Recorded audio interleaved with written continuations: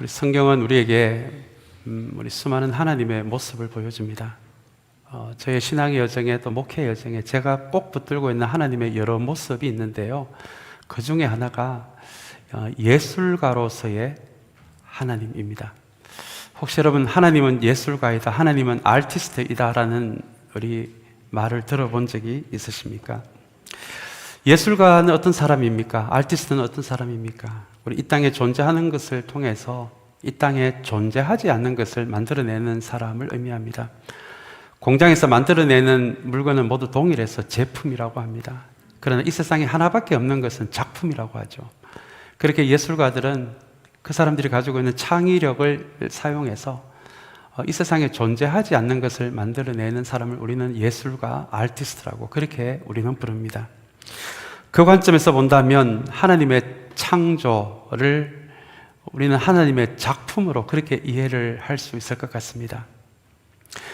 여러분, 하나님은 이 세상을 창조하실 때 우리 창세기에 의하면 무슨 도깨비 방망이 같은 것으로 뚝딱뚝딱 만든 것이 아니라 하나님이 가지고 있는 어떤 아름다움의 기준을 가지고 우리 창조를 하셨다는 것을 우리는 알 수 있습니다. 하나님이 이 세상을 창조하신 다음에 창세기에 보면 하나님이 어떻게 하셨는지 여러분 기억하고 계십니까? 하나하나를 만드신 다음에 보시기에 참 좋았더라. 보시기에 참 좋았더라. 여러분 이것을 히브리어로 토브라고 하고요. 그 의미는 좀 쉽게 이야기하면 beautiful이라는 의미입니다. beautiful. 하나님이 그분이 만드신 이 창조 세계를 보시면서 너무너무 감탄을 하시면서 so beautiful. 너무너무 아름답다. 그 말이 우리 성경에 나오는 보시기에 참 좋았다라는 말씀의 의미입니다. 하나님이 무엇인가를 보고 아름답다라고 생각을 하셨다는 것은 그분 안에 어떤 아름다움에 대한 기준이 있다라는 그런 의미가 되기도 합니다.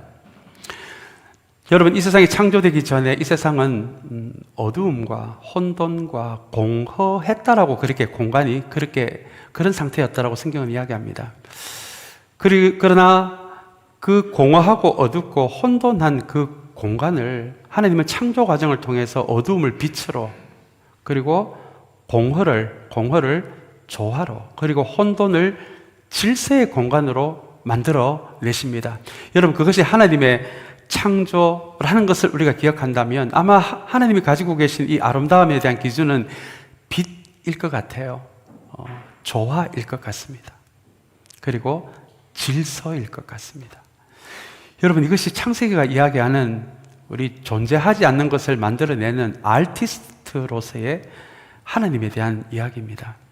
우리 예수님의 십자가도 마찬가지가 아닐까요?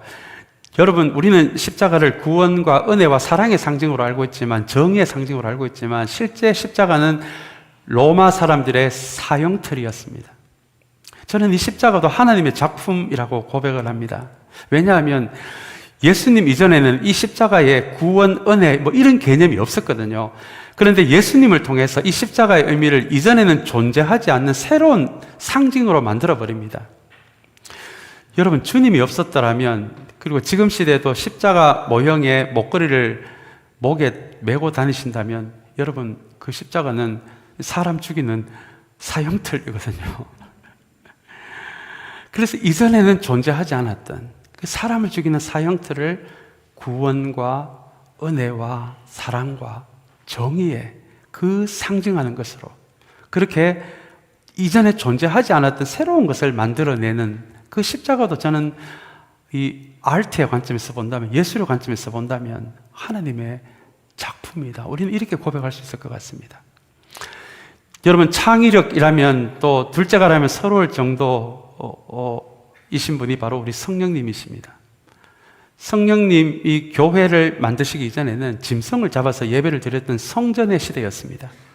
그런데 성령께서 이 땅에 오시면서 그전에는 한 번도 존재하지 않았던 말씀과 성령으로 하나님을 예배하는 지금의 이 교회 공동체를 성령님께서 세우시게 됩니다. 그렇게 여러분, 성경이 이야기하는 이 성부, 성자, 성령, 우리 하나님, 예수님, 성령님을 예술의 관점에서 본다면 우리 성부, 성자, 성령은 너무너무 창의적인 분들이십니다. 그리고 영원하신 진리를 어떤 역사 안에서 주어진 상황 안에서 이 영원하신 진리를 그 시대에 맞게 새롭게 창의적으로 진리를 표현하신 것이 그분이 바로 우리의 하나님이십니다. 여러분, 우리가 이런 예술가로서의 하나님을 기억한다면 우리 교회는 어떤 곳이 되어야 할까? 우리가 조금은 어떤 영적인 통찰력을 배울 수 있을 것 같습니다. 여러분, 이 교회가요, 우리가 정말 교회의 존재 목적이 하나님을 따라가는 것이고 하나님을 닮는 것이라면 우리는 하나님의 이 예술가로서의 이 부분을 우리 교회도 따라가야 되지 않을까요? 하나님은 진리를 굉장히 창의적으로 새롭게 표현하셨는데 만약에 어떤 교회가 그 진리를 너무나 진부하게 그렇게만 표현을 한다라면, 그리고 너무 하나님의 진리를 너무 뻔하게 표현하는 그런 곳이라면 여러분, 어쩌면 우리는 정말 창의적이신 하나님을 따라가지 못하는 교회가 되지는 않을까요? 제가 개인적으로 존경하는 저희 선배 목사님 중에 대학을 다닐 때 미대를 졸업하신 목사님이 계십니다.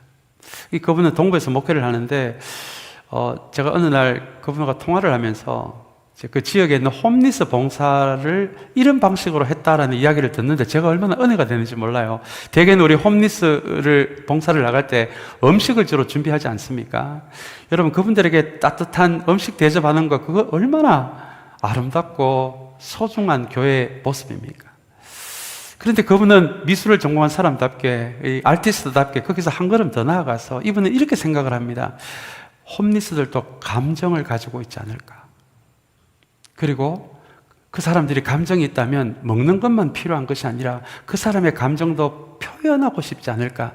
이 생각이 그 지점에 이르자 적석 카메라를 10대를 사서 그 인근의 홈리스 단체를 통해서 홈리스 10분에게 적석 카메라를 하나씩 주는 그런 프로젝트를 이분이 시작을 하게 됩니다. 그리고는 그분들에게 2주간의 시간을 주고 옆에 있는 친구 홈리스도 찍고 하늘도 찍고 지나가는 사람도 찍고 자연도 찍고, 그래서 2주 뒤에는 그 카메라를 다시 교회로 가지고 와달라고 그렇게 부탁을 했다고 합니다. 그리고 2주 뒤에 그 카메라를 받아서 그 교회가 한 것이 그 홈리스 분들이 찍은 사진을 교회 안에서 사진전을 열었어요. 사진전을. 그래서 그 홈리스 분들이 사진을 찍은 홈리스 분들이 교회에 와서 자기들이 찍은 사진이 교회 안에 전시되어 있는 걸 보고 그분들이 펑펑 울더랍니다. 펑펑 울더랍니다. 여러분, 창의력이라는 게 이런 것이 아닐까요? 우리가 늘 익숙한 대로, 우리의 몸에 늘 익은 대로 그렇게 하나님을 따라가고 신앙을 표현하는 것이 아니라 이 영원한 진리를 이 시대 상황에 맞게 우리가 이 하나님의 진리를 좀 더 창의적으로 표현하는 이러한 모습이 교회에도 필요하지 않을까요? 우리는 이전에 경험하지 못했던 시대를 살고 있습니다. 코로나 시대를 살고 있고 기후변화 시대를 살아가고 있습니다. 전쟁과 폭력은 끊어지지 않고 여기저기 지진의 소식이 넘쳐나는 이런 시대를 살고 있습니다. 이렇게 우리가 생각지도 못한 모습으로 이 세상이 변해간다면 여러분, 이렇게 변해가는 세상 안에서 살아가는 사람들을 위해 우리는 진리를, 이 영원하신 진리를, 영원히 변하지 않는 진리를 이 시대 안에서 살아가는 사람들을 위해 이 진리를 창의적으로 표현하는 교회, 창의적으로 표현하는 교회가 될 수 있다면 이것 또한 우리 예술가이신 우리 하나님을 따라가는 교회의 모습이 되지 않을까요? 사랑하는 여러분, 오늘 이 예술가로서의 하나님의 모습을 기억하면서 우리 참사랑교회 하나님의 이 엄청난 진리를 뻔하고 진부하게 표현하고 실천하는 교회가 아니라 이 시대 안에서 이 하나님의 변치 않는 진리를 창의적으로 표현하는 우리 그런 교회가 되시기를 간절히 소망합니다. 오늘 이렇게 왜 목사님이 예술가 이야기로 시작을 할까 아마 궁금한 분들도 이 안에 계실 것 같습니다. 제가 이렇게 하나님을 예술가로 표현하는 말씀으로 시작한 이유는 오늘 본문에 한 예술가가 등장하기 때문입니다. 성경에서 이렇게 한 예술가를 이름까지 알려주면서 이렇게 본문에서 자세하게 소개하는 것 참 다른 데서는 보기 드문 본문인데요. 이 솔로몬의 성전 건축의 그 과정에서 오늘 우리가 읽은 이 말씀에서 성경은 후람이라는, 우리 개역 개정에는 히람이라고 되어 있습니다. 이 후람이라는 한 예술가를 우리에게 소개합니다.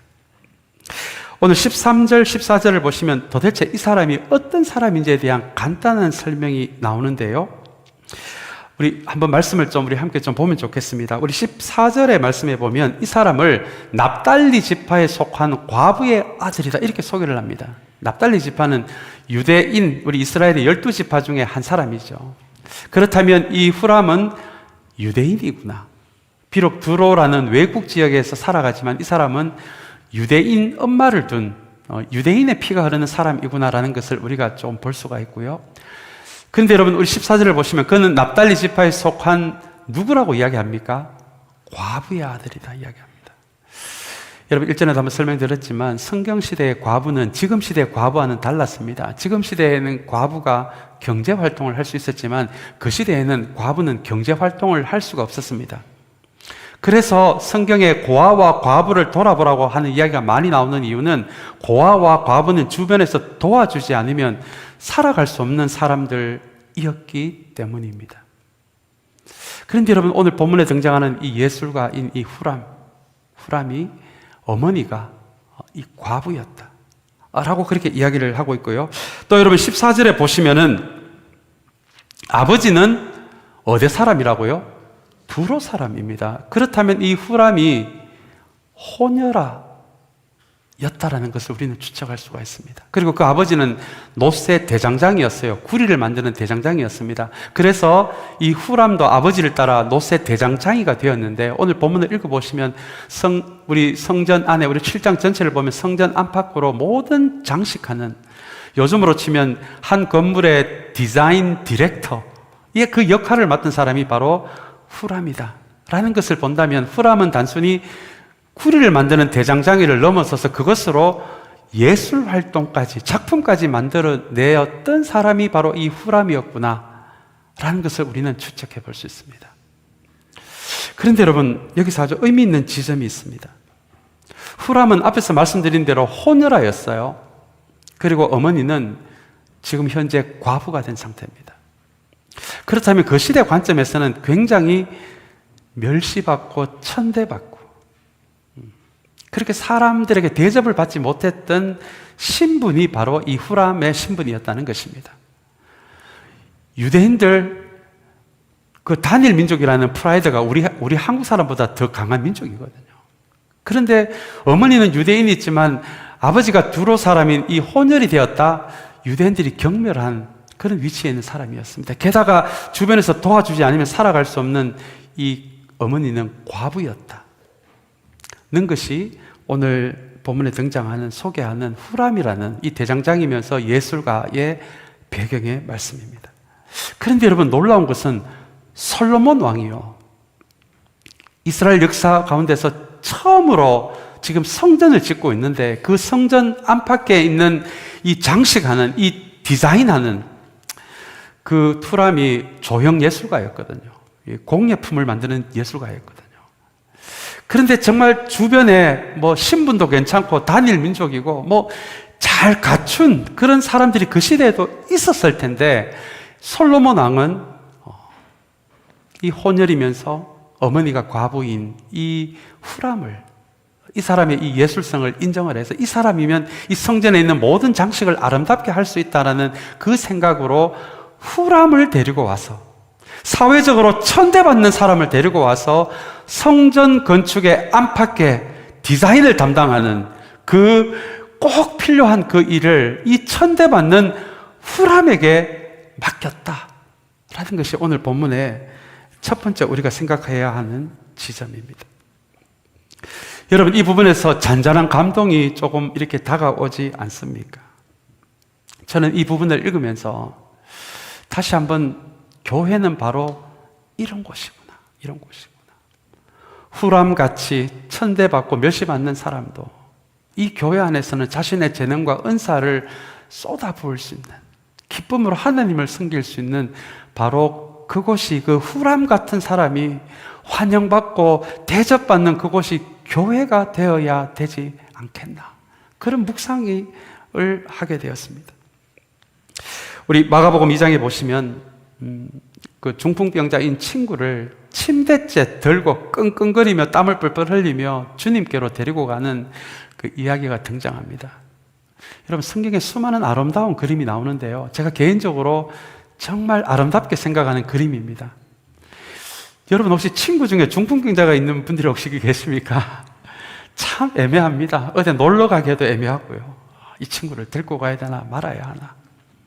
그런데 여러분, 마가복음 2장에서 보여주는 이 장면은 중풍이 걸린 친구, 침대에서 움직일 수도 없는 친구들을 내버려 두지 않고 친구들이요, 침대를 사방에서 들고는 끙끙거리면서 주님께로 함께 가는 그 장면이 마가복음 2장에 등장합니다. 여러분, 이 장면을 한번 머리로 상상해 보시기 바랍니다. 이게 얼마나 아름다운 장면입니까? 그 장면이 바로, 교회는 바로 이런 곳이 되어야 한다는 것을 보여주는 장면이거든요. 세상은 사람을 잘난 사람, 못난 사람, 부자인 사람, 가난한 사람, 천한 사람, 귀한 사람, 그렇게 세상은 사람을 구분합니다. 그러나 여러분, 교회는 그런 곳이 되어서는 안 됩니다. 후람 같은 사람이 교회에 와서 하나님을 마음껏 섬길 수 있는 장소, 그리고 부족한 사람, 잘난 사람 할 것 없이 오늘 이 중풍병자를 데리고 예수님께 이 중풍병자를 데리고 간 친구들처럼 이렇게 잘난 사람, 못난 사람 상관없이 서로 삶을 붙들어주고 손을 붙들어주면서 주님께로 함께 걸어가는 그곳, 여러분, 그곳이 교회가 되어야 되지 않겠습니까? 오늘 이 정말 사회에서 천대받던 사람이 하나님을 예배하는 이 성전의 디자인 감독이 되는 것을 바라보면서, 사랑하는 여러분, 우리 교회에도 후람 같은 사람들을 환영하고 우리의 두 손을 벌려서 이 후람 같은 사람들이 자신의 재능과 은사를 쫓아 마음껏 이 참사랑 교회 안에서 마음껏 일할 수 있는, 사랑하는 여러분, 그런 교회를 꿈꾸는 우리 모두가 되시기를 간절히 소망합니다. 그리고 오늘 본문 전체에 아주 핵심적인 말씀이 등장합니다. 우리 21절의 말씀인데요, 이 말씀은 너무너무 중요해서 우리 한번 같이 읽으면 좋겠습니다. 우리 한번 같이 읽겠습니다. 후람은 이렇게 해서 만든, 우리 21절 말씀입니다. 우리 같이 읽겠습니다. 후람은 이렇게 해서 만든 두 기둥을 성전의 현관에다가 세웠다. 오른쪽 기둥을 세우고 그 이름을 야긴이라고 하였고, 왼쪽 기둥을 세우고 그 이름을 보아스라고 하였다라는 말씀입니다. 여러분, 오늘 본문을 보시면 먼저 이 두 기둥의 사이즈가 나옵니다. 우리 세번역에는 둘 다 18자, 높이 12, 그리고 18자, 18자, 그리고 둘레는 12자였다. 이렇게 소개를 하고 있습니다. 근데 우리 개역 개정에는 이것이 자로 되어 있지 않고 규빗으로 측량 단위로 나오는데 한 규빗이 45cm입니다. 그렇게 환산해서 생각해 본다면 이 후람이 세운 두 기둥이 높이가 약 8m가 되고요, 둘레가 약 5.5m 정도 되는 그런 사이즈의 기둥을 이 후람이 이 성전 앞에다가 세우게 됩니다. 보통 기둥은 지붕을 받치기 위해 기둥을 만드는데요, 후람은 지붕을 받치는 기둥이 아니라 성전 앞에 이 두 기둥을 세운 것입니다. 일종의 자신의 신앙을 표현하기 위한 어떤 작품으로 이 야긴과 보아스라는 이름을 붙여서 두 기둥을 세웠다라고 하는 것이 오늘 우리가 방금 읽은 21절의 말씀입니다. 근데 여러분, 오늘 본문에 나와 있지는 않지만 이 야긴과 보아스라고 이름을, 각 기둥마다 이름을 붙였는데, 이 야긴이라는 이 이름의 뜻이 여러분 무엇인지 아십니까? 이 야긴은 하나님이 세우신다라는 의미입니다. 보아스는요, 하나님 안에 능력이 있다라는 이 의미가 바로 이 보아스라는 이 명칭의 의미입니다. 위치적으로 이 후람은 이 두 기둥을 성전 앞에다가 이렇게 세워놨습니다. 그렇다면 이 성전에 예배를 드리러 오는 사람들이 성전 안으로 들어가기 위해서는 이 두 기둥을 반드시 지나가야 하거든요. 그렇다면 여러분, 후람은 도대체 어떤 마음으로 이 성전 앞에 두 기둥을 세우고 거기에다가 장식을 하고, 그리고는 한 기둥을 야긴이라고 하나님이 세우신다, 그리고 또 다른 기둥을 보아스라고 하나님 안에 능력이 있다라는 이 두 기둥을 세웠을까요? 도대체 후람은 무슨 마음으로 이 예배당 안에 들어오는, 성전 안에 들어오는 사람들이 어떤 마음을 가지고 성전 안에 들어가기를 원했을까요? 아마 후람은 이 기둥을 세우면서 이제 이 성전이 이제 모두 완성이 되었을 때 이 아름다운 성전요, 백향목으로 지은 이 아름다운 성전에 이제 이스라엘 백성들이 예배를 드리러 올 텐데요, 예배를 드리러 오는 사람들마다 이 성전의 아름다움에 마음을 뺏기지 않도록 그렇게 후람은 성전 앞에 이 두 기둥을 세운 것입니다. 성전에 예배 드리러 오는 사람마다 정말 그 사람들이 의지해야 할 것이 성전을 의지하는 것이 아니라, 누가 봐도 아름다운 이 성전을 의지하는 것이 아니라, 그 앞에 두 기둥을 세워서 이 아름다운 성전 안에서 우리가 예배는 드리지만 우리가 반드시 기억해야 하는 것은 하나님이 세우시고, 그리고 우리에게 능력이 있는 것이 아니라 하나님 그분 안에 능력이 있다. 이것을 후람은 그 두 기둥 작품을 통해서 그 예배당에 들어와서 예배를 드리는 사람들에게 그것을, 그 마음을 전하고 싶었던 것입니다. 여러분, 요즘 시대에 골목 가면 교회가 없는 데가 없죠. 혹시 여러분 이런저런 교회를 보시면서, 예배당을 보시면서 우리 예배당 안에 이렇게 두 기둥이 서 있는 교회를 여러분 혹시 보신 적이 있으십니까? 아마 없을 것 같아요. 저도 여기저기를 봐도 이렇게 두 기둥을 세운 교회는 제가 본 적이 없는 것 같습니다. 비록 이 두 기둥 이야기는 몇천 년 전에 후람이 세운 이 기둥이지만, 어쩌면 우리는 오늘 이 후람의 마음은 왜 이 후람이 아름다운 성전 앞에 이 두 기둥을 세울 수밖에 없었는지, 그리고 자신의 작품을 통해서 무엇을 말하고 싶었는지, 여러분 그것만큼은 붙들 수 있는 우리 모두가 되시기를 간절히 소망합니다. 여러분, 4년 전에 참사랑교회가 이 자리에 세워졌습니다. 여러분이 세웠습니까? 하나님이 세웠습니까? 하나님이 세우셨습니다. 여러분, 이것이 야긴이라는 기둥의 의미입니다. 이렇게 세워진 이 교회를 우리의 능력으로 여러분 이 교회를 이끌어 갑니까? 여러분, 그렇지 않습니다. 하나님 안에 능력이 있다. 여러분, 이것이 후람이 이야기하고 싶었던 보아스라는 기둥의 의미입니다.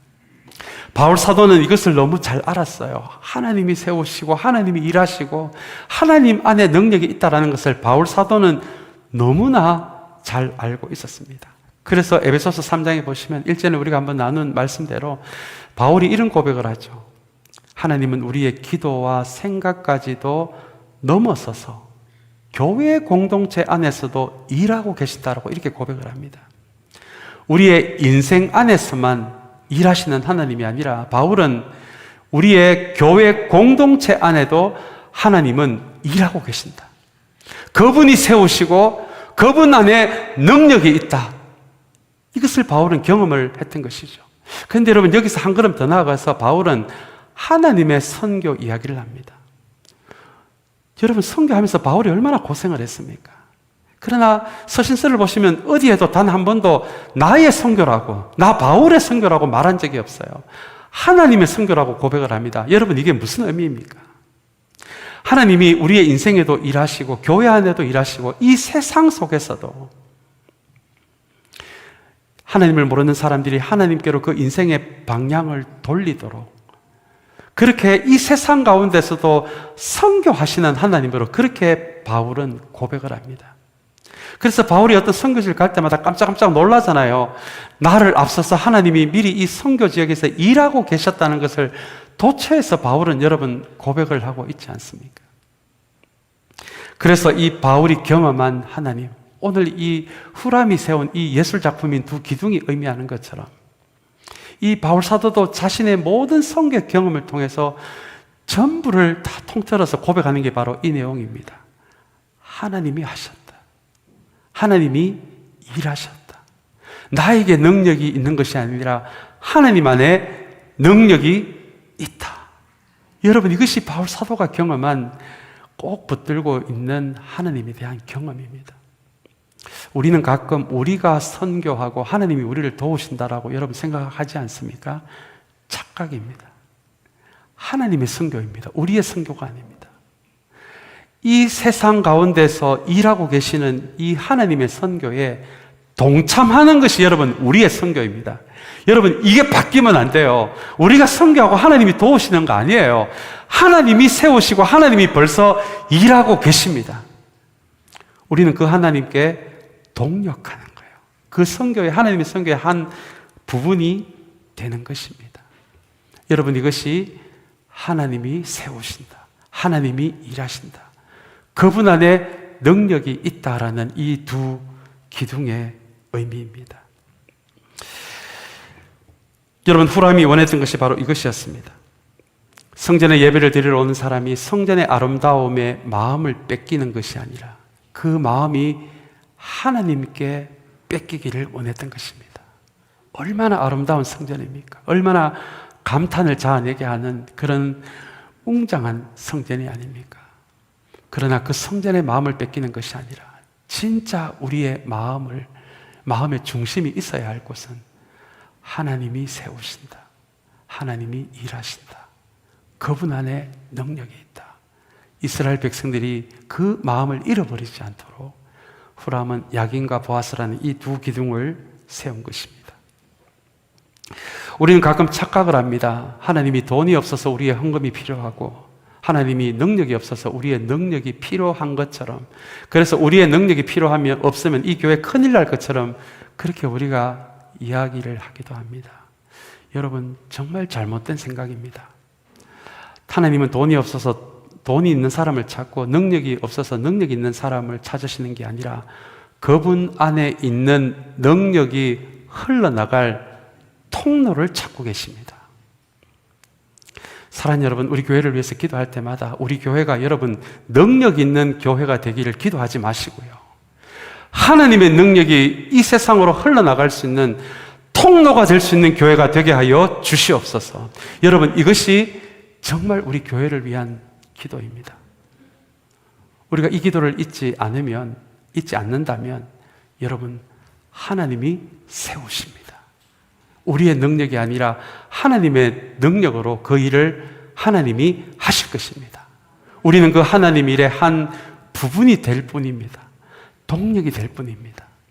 우리가 일하고 하나님이 구경하시는 교회가 아니라 하나님이 일하시고 하나님의 일하심에 우리가 한 부분이 되는 것. 여러분, 이것이 성경이 이야기하는 이 교회됨의 본질이고요. 오늘 이 후람이 비록 성전 앞에서 이렇게 되어야 한다 외치고 설교한 건 아니지만 예술가로서의 자신의 작품을 통해서 바로 이 두 가지를 이스라엘 백성들이 잊지 않기를 바랬던 것입니다. 오늘 우리 교회 앞에, 참사랑 교회 앞에 두 기둥을 실제로 세울 수는 없지만 사랑하는 여러분, 오늘 이 시간 저와 여러분들의 마음에 이 두 기둥을 세우는 은혜가 있기를 간절히 소망합니다. 그리고 우리 참사랑 교회 안에 눈에 보이는 기둥은 아닐지라도 야긴과 보아스라는 이 두 기둥, 그 어떤 것도 흔들 수 없는 이 두 기둥을 우리 교회 안에도 세울 수 있는 저와 여러분들이 되시기를 간절히 소망합니다. 이제 오늘 마지막 말씀입니다. 7장 23절에 보시면 이 두 기둥에 이어서 이 후람이 노새를 부어서 바다 모양 물통을 만들었다라는 이야기가 나옵니다. 그리고는 이제 그 사이즈가 나오는데요. 이 사이즈를 우리 조금 쉽게 이해할 수 있도록 말씀을 드리면 이 전체 큰 물통은 200리터 드럼통 400개를 부을 수 있는 어마어마한 큰 구리로 된 물통이 바로 바다 모양 물통입니다. 이 물통을 구리로 만든 다음에 바다라고 이름을 붙인 이유는 바다처럼 많은 물이 이 안에 들어갈 수 있다라는 그런 의미가 이 바다 모양 물통이라는 의미입니다. 오늘 본문 전체에 나오지는 않았지만 여러분, 이 큰 물통이, 구리로 만든 이 큰 물통이 어떤 용도로 사용된지 아십니까? 우리 구약 전체를 보시면 이 성전 앞에 있는 이 큰 구리로 만든 물통은 그 시대 제사장들이 예배를 인도하기 위해 들어가기 전에 먼저 자신의 몸과 영혼을 살핀다는 마음으로, 점검한다는 마음으로 손을 씻고 몸을 씻었던 것이 바로 이 구리로 만든 큰 물통이었습니다. 때로는 성전 안에 있는 기물들을 씻는 곳이기도 하고요. 그때는 짐승을 죽여서 예배를 드렸기 때문에 짐승을 씻는 큰 물통이기도 했습니다. 여러분, 여기에 예배의 정신이 있습니다. 그것이 바로 이 예배 자리에 나아가기 전에 우리 일상에서의 나의 삶을 한번 돌아본다는 의미가 있습니다. 그것이 우리 교회에서 예배 때마다 우리가 하나님께 기도하는 참회 기도의 의미입니다. 왜냐하면 하나님은 우리 삶의 변화가 없는 예배, 삶에서는 하나님의 말씀과 전혀 상관이 없는 삶이라면 그 예배를 받지 않겠다라고 선언을 하셨기 때문입니다. 그래서 오늘 아마 이것이 솔로몬의 지시였겠지만 이 큰 구리로 만든 이 큰 물통을 만들어서 먼저 제사장들이, 예배를 인도하는 제사장들이 그 삶을 고치지 않고 예배를 인도하는 일이 없도록 계속해서 예배를 인도할 때마다 손을 씻고 몸을 씻어야 하는 것이 바로 이 큰 물통입니다. 여러분, 우리가 이 정신을 따라간다면 우리가 또한 생각해야 하는 교회의 한 모습은 거룩한 곳입니다. 여러분, 우리가 거룩을 이야기할 때 도덕적으로 완벽하다, 이건 거룩을 잘못 이해한 것입니다. 우리가 어떻게 도덕적으로 완벽한 사람이 될 수가 있겠습니까? 우리 신약으로 넘어오면 이 거룩이요, 도덕적으로 완벽한 사람이 아니라 정말 내 삶이 내가 할 수 있는 만큼 거룩해지기 위한 몸부림이 있는 사람, 여러분, 그 사람을 성경은 거룩한 사람이라고 이야기를 합니다. 적어도 내가 가지고 있는 본성 때문에, 성품 때문에, 연약함 때문에 정말 그것을 하나님의 말씀에 비추어서 그 삶을 조율하는 몸부림이 있는 사람, 여러분, 그것이 성경에서, 우리 특별히 신약에서 이야기하는 거룩함의 개념입니다. 그 시대 제사장들이 손을 씻었다면 사랑하는 여러분, 우리 이 시대를 살아가는 우리에게는 과연 우리의 본성과 자기중심성과 성품을 진리에 조율하고자 하는, 그리고 마치 불필요한, 우리의 영혼의 불필요한 부분을 잘라내고자 하는, 손질하고자 하는 그 몸부림이 있는 사람의 예배는 내가 기쁨으로 받겠다라는 말씀이 여러분, 이 노스로 만든 이 큰 물통의 의미입니다. 이제 말씀을 맺기를 원합니다. 오늘 어쩌면 이 솔로몬의 성전 건축 과정에서 이 열왕기상에서 한번 쑥 지나가는 사람으로 한 이름 없이 살아간 천대를 받았던 후람이라는 삶을 우리는 오늘 말씀을 통해서 한번 들여다보았습니다. 그분은 설교자는 아니었지만 자신의 작품을 통해 예배자들이 어떻게 이런 마음으로 예배를 드렸으면 좋겠다는 마음으로 두 기둥을 세운 것입니다. 그 기둥이 보아스와 야긴입니다. 오늘 이 후람의 삶을 기억하면서 사랑하는 여러분, 다시 한번 우리의 삶에도, 이 교회 공동체 안에도 야긴과 보아스라는 이 믿음의 중심력, 우리의 신앙의 중심이 되고 줄기가 되는 이 기둥을 세울 수 있는 우리 모두가 되시기를 간절히 소망합니다. 그리고 이 후람처럼 하나님에 대한 자신의 믿음을 창의적으로 표현한 이 후람처럼 우리 교회도 하나님의 진리를 이 시대 안에서, 기후변화 시대 안에서, 코로나 시대 안에서, 전쟁과 폭력의 시대에서 우리도 이 진리를 창의적으로 표현할 수 있는 그런 교회로 우리 함께 세워져 가게 되기를 간절히 소망합니다. 우리 이 마음을